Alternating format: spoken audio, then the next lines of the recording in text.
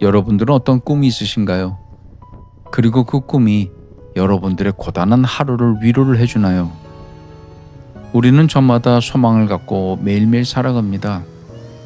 청년뿐만 아니라 5, 60대 역시 마찬가지죠. 사실 젊은 사람들보다 50, 60대의 꿈이 더 절실하고 현실적입니다. 그 나이엔 꿈이라기보다는 바람이란 말이 더 자연스러울 수도 있겠네요.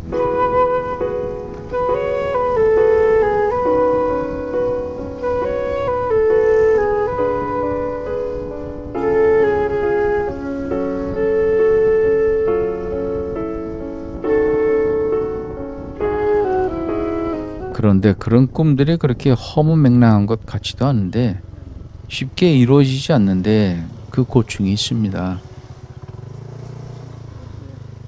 매스컴이나 유튜브에 가끔 어떤 사람들이 출연해 나도 이 나이에 이렇게 유명해질 줄 몰랐다 하면서 포기하지 말고 열심히 하면 된다라고 말은 하지만 사실 그런 사람들은 그냥 행운아일 뿐입니다. 내가 저 사람보다 못난 것도 아니고 게을러서도 아닌데 세상엔 운에 따른 그런 차별과 불평등이 존재하는 게 사실입니다.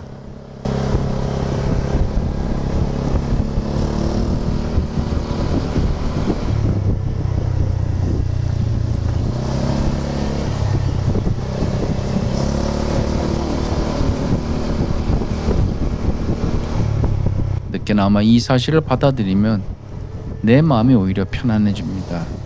시덥지 않은 연예인들이 나와서 자신이 무슨 말을 하는지도 모르는 채 평생 떠드는 걸 보면 알 수 있습니다.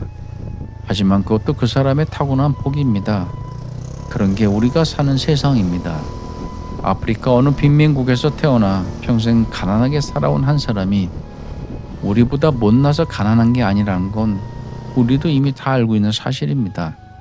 그것이 우리가 살고 있는 세상의 불평등이고 부조화입니다. 가난이라는 것은 예수님이나 석가님도 바꾸지 못하셨습니다.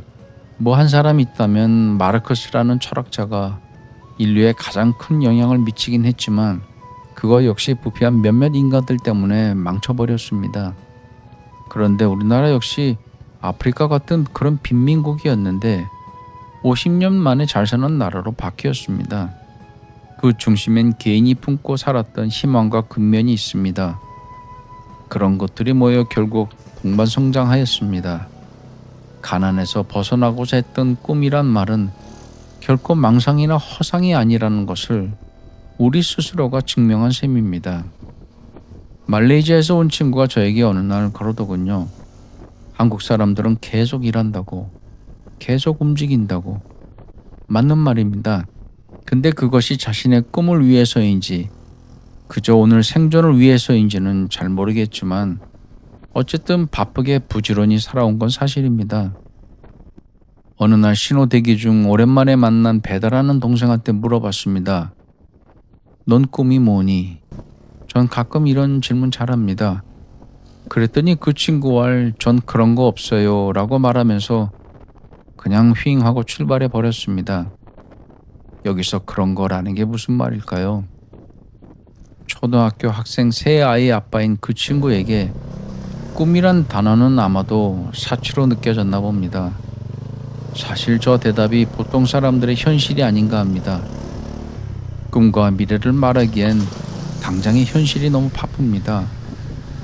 그런 건 나중에 술 마실 때나 한 번씩 들춰보는 뭐 동화 속 무용담 같은 이야기일 뿐입니다.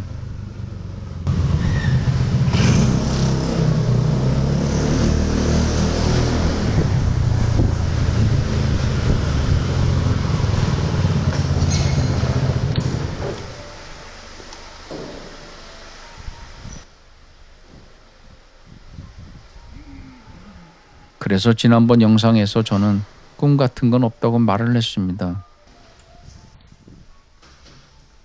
하지만 정정하겠습니다. 그래도 꿈을 가지고 살아가는 게 훨 행복한 것 같습니다.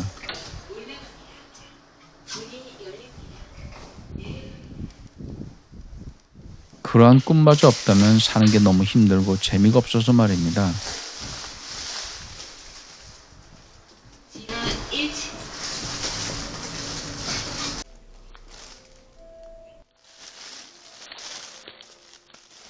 사실 5, 60대가 가지고 있는 꿈의 크기가 뭐 얼마나 대단하겠습니까마는 그래도 그러한 꿈이 있는 사람과 없는 사람의 세상 버텨내는 힘이 다를 것 같습니다. 문제는 아직도 자신의 꿈이 뭔지조차 모르는 사람과 불행히도 이미 꿈을 포기한 희망조차 없는 사람들이 아닐까 합니다. 꿈과 목표가 있다 보면 포기라는 것도 사실 따라오기 마련이죠. 근데 알고 보면 포기라는 게 뭐 그리 큰 재앙도 아닙니다. 포기를 해야 또 수정할 수 있기 때문입니다. 내비게이션의 목적지를 수시로 바꿀 수 있듯이 우리의 꿈도 상황과 처지에 맞게 그냥 바꾸면 됩니다.